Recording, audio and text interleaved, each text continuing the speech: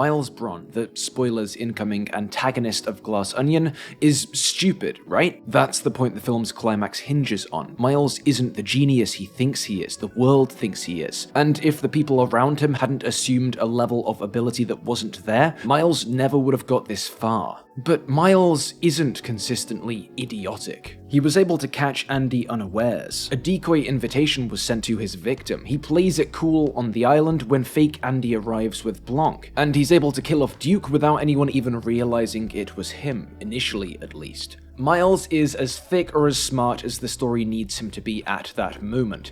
Or at least, that's what a lot of this film's would-be critics like to say. Is it true? Does it mean the film's contradictory? Objectively flawed? Does it mean that Glass Onion's defenders are idiots?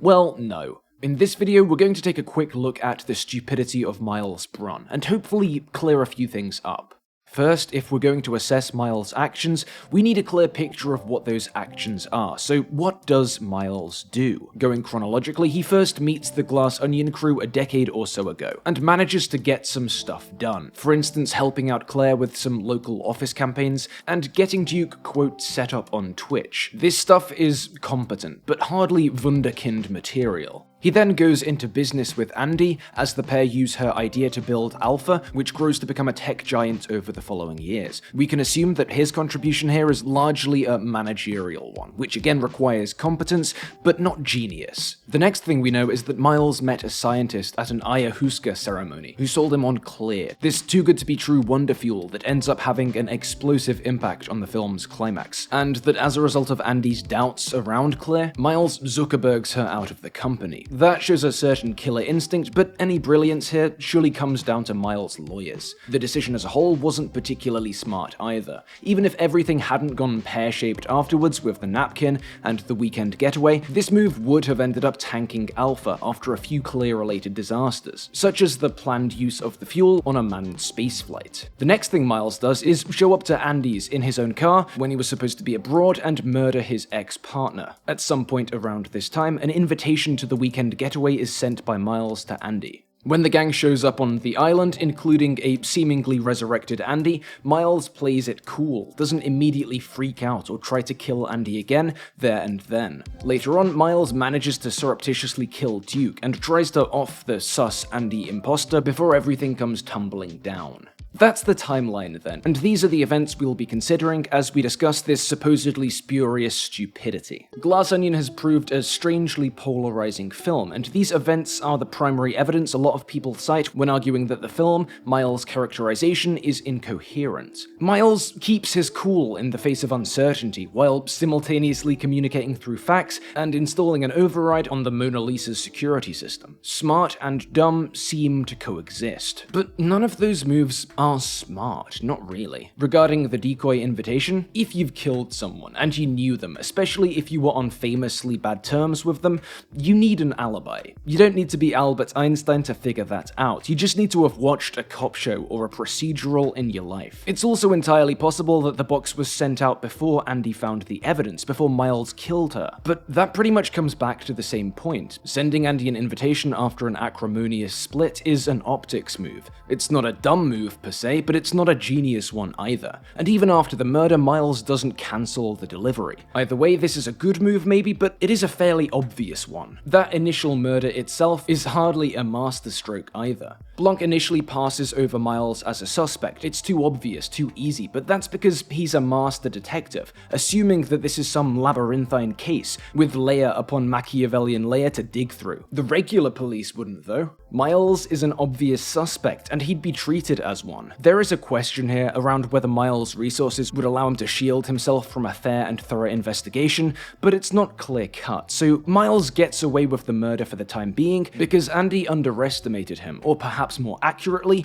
overestimated him. The fact that she didn't see it coming isn't to say that it was a stroke of brilliance on Miles' part, it's just a flaw on Andy's, in a film all about this flaw of overestimation. The way Miles keeps his composure upon seeing fake Andy rock up to the island has again been cited as evidence of Miles' intelligence, but intelligence is a pretty strong word here. Miles isn't a genius, but he's not Phineas Gage. He hasn't suffered immense brain damage, so he's not gonna give away the fact that he thought he'd killed Andy in front of all his clueless friends. And the way he puts the kibosh on Duke to preserve the secret isn't exactly smart. It buys him about 20 minutes and literally relies on him going, "Hey, look over there." Look, the salient point here isn't that all of Miles' less dumb choices are actually secretly mega thick. It's more that there isn't much variance here in terms of mental acuity. He's not a complete and utter idiot, but he's not brilliant. He's not the genius he thinks he is, and that's really the key here.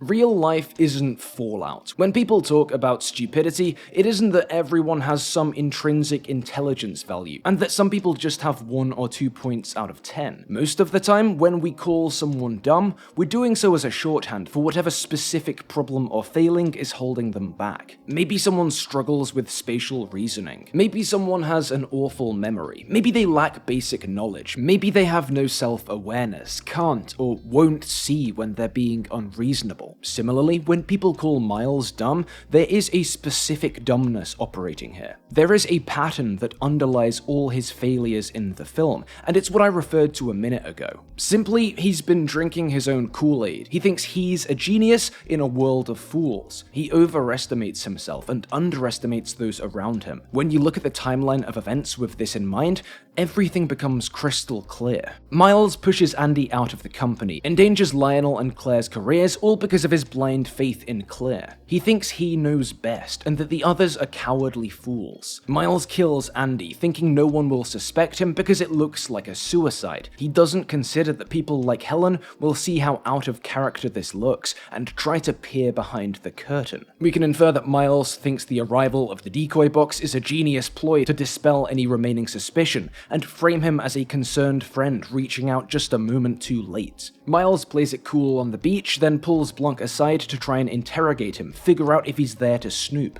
Miles is fooled by the answers Blanc offers, which sure seems contrived if you've not been paying attention, but it fits this pattern perfectly. He thinks he's smarter than Blanc, doesn't think there's a chance the wool could be pulled over his eyes. It's why he's so confident he can get away with killing on the island twice. He'd put an override on the Mona Lisa because he thought the Louvre people fools for thinking he, the great Miles Bron, could ever endanger his beloved painting. Obviously he's wrong on all accounts, and he never saw that wrongness coming. This is the stupidity of Miles Bron, and it's consistent the whole way through. Miles makes this mistake again and again, the same mistake the viewer makes. He assumes he's special when he's mediocre at best. This isn't a theory or even a hidden layer. The film tells us this, makes it clear. It even goes to the trouble of showing us, in no uncertain terms, that everything interesting, everything unique Miles does or seems to do is someone else's idea. Alpha was built on Andy's work, Claire was lifted from some sketchy Norwegian scientist,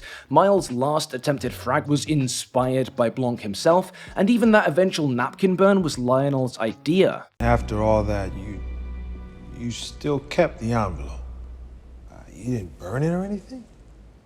All the evidence Miles uses to convince himself that he's special, that he's exceptional, comes from other people, other places. Miles himself, he's nothing special, but he refuses to see this, he can't see this, and that inability is at the core of his character, and of this stupidity. He is dumb, not in the abstract, but specifically dumb, in this way, consistently and coherently. And I think it's odd that this is proved contentious. It's all here, all in the text. So to be honest, I don't really think the people who missed this, chose not to look for it, or chose to ignore it, are in a position to be questioning the intelligence of anyone else.